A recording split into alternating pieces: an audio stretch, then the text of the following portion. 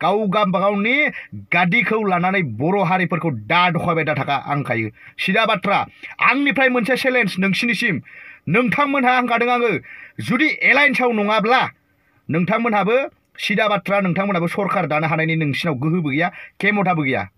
सिदा बाथ्रा बुंदों आङो एबाराव जोंनि सरकार जायोब्ला ओंखारबावसिगोन गजबसिगोन गाबनो ओंखारो जोङो साला जोंबो नायो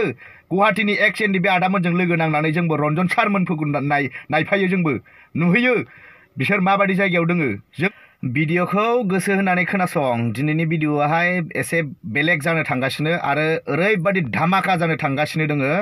दिनैनि भिडिअआव आं जेबो इन्ट्र सिन्ट्र होआ डाइरेक्ट मेन पइन्टआव फैगोन आरो डाइरेक्ट रायज्लायगोन बेनो जाहैबाय मा नोंथांमोनाव फंसे बाथ्रा सोंनो नागिरदों आङो नोंथांमोनहा जोंनि बिटिआरनि रायजो राजाफोरा प्रमद बर' एबा हाग्रामा महिलारि हेमन्त बिश्व शर्मामोनखौ गियो नामा कुइसना मानो सोंदों गियो नामा नोंथांमोना जे जेबो बाथ्रा बुंनो हाया ससियेल मिडियायावहाय सोरनिबा अरुणोदयखौ लानानै सोरनिबा न' गंसेखौ लानानै सोरनिबा गेस सिलिन्डार गंसेखौ लानानै नोंथांमोना गोजोनगासिनो नामा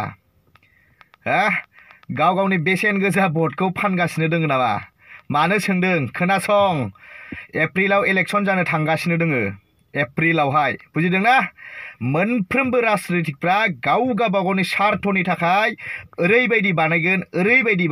ओरैबायदि होगोन जोंनि सरकारनो भट हो होननानै नोंथांमोनखौ ओरैजाय सेन्देलनि माला गानहोगासिनो दोङो सोर जोंनि राजनितिकनि मानसिफोर आं मा बुंनो थांगासिनो दोङो सोर गानहोगासिनो हाग्रामायाबो गानहोदों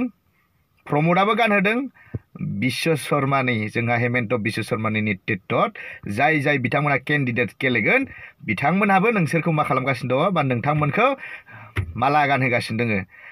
आं बुंदों सिदा बाथ्रा पइन्टआवहाय जे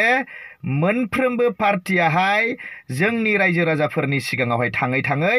माबायदि बिबुंथि लाखिबाय दोङो माबायदि बिबुंथि लाखिदों दिनै कत बोसोर जालांबाय दिनै हाग्रामा महिलारिया दिनै 17 बोसोर सरकार सालायलांबाय बे फंसे बाथ्राखौनो बुंगोन जे जोङो जौगानायनि खामानि मावगोन मावदोंबो मावनाया मावाखै होनाखै आङो मावदों थिगैनो आरो सोरनिबा आखायाव मा थांबाय 5 बोसोर जानो थांगासिनो दङ अलरेडि जाबाय 5 बोसोर बिनियाथ' ओरैबायदिमोन सिमांफोरा जे रायजो राजाफोरखौ ओरैबायदि सिमां नुहोदोंमोन मा नुहोदोंमोन न'खर साख्रि होगोन आङो नङा होमबा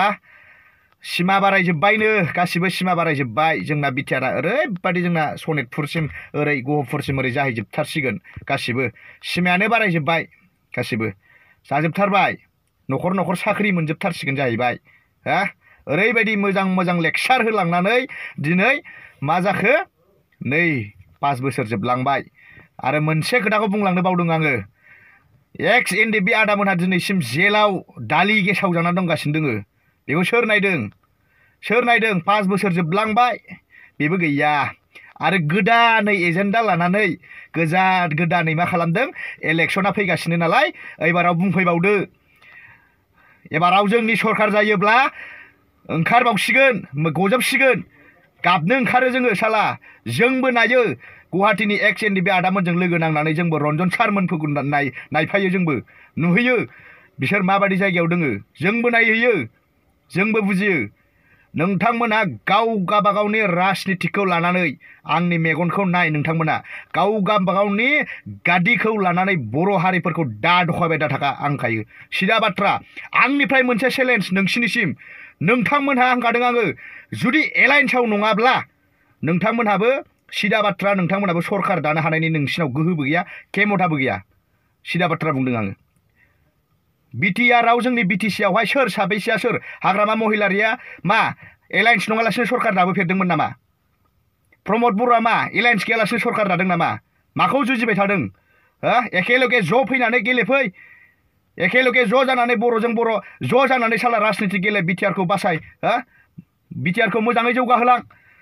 साला नोंसोरलाय मा गाव गावनि गादि नांगो साला बैबो होनो आं बर' जातिनि थाखाय मोजां खामानि मावगोन बैबो होनो आं बर' जातिनि थाखाय मोजां खामानि मावगोन अब्ला गाज्रिखौ सोर मावगोन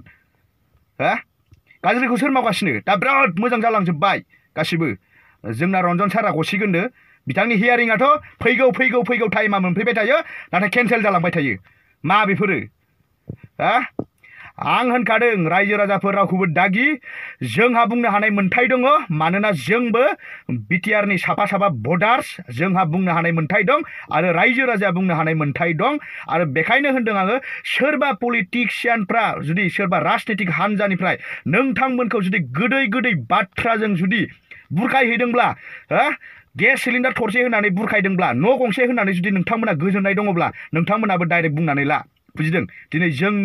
जोंनि हारिनि थाखाय नांग्रा आदामोनहा दिनै जेल खानायाव जोबथे जानानै दं दिनैसिमबो उदां जायाखै सोरबा हमनानै लांफिनजाबावबाय ससियेल मिडियायाव नाय नोंथांमोनहा बेखायनो आं होनदों सोरबा पलिटिशियानफ्रा सोरबा पलिटिक्सनि हान्जानिफ्राय थांनानै नोंथांमोनखौ आं होनखादों गुरै खावलायदों आङो सोरबा गोदै बाथ्राजों जुदि आं नोंथांनि थाखाय ओरै मावगोन रायजोफोरनि थाखाय ओरै मावगोन होनोबा जिबनाव दा फोथाय नोंथांमोनहा नोंथांमोननि बेसेन गोसा भटखौ जायनो गोसो नोंथांमोना साननानै नाय जे माबायदि पार्टिनो आङो भट होयोब्ला माबायदि हारिया जौगागोन हारिया माबायदि जोंनि हारिया जौगालांगोन नोंथांमोना बेखौ डिसाइड खालाम बिनि गेजेरावहाय गावनि बेसेन गोसा भटखौ थुनानै हो बेनो आं होनखादों आरो आं होनदों पलिटिशियानफोर नोंथांमोनखौबो होनखादों आङो नोंथांमोनाबो रायजो राजाफोरखौ इसिबां माने आलु दा बानायबाय दाथा दिनै जोंबो दुखु मोनो जोंबो माबा मोनसे कर्म मावनानै जागासिनो दोङो बेखायनो होनदों आङो जे जोंनि हारिनि नांग्राफोर आदामोन दोङो बेफोरनि सायावहाय माबा मोनसे राहा लाग्रो बिनि उनाव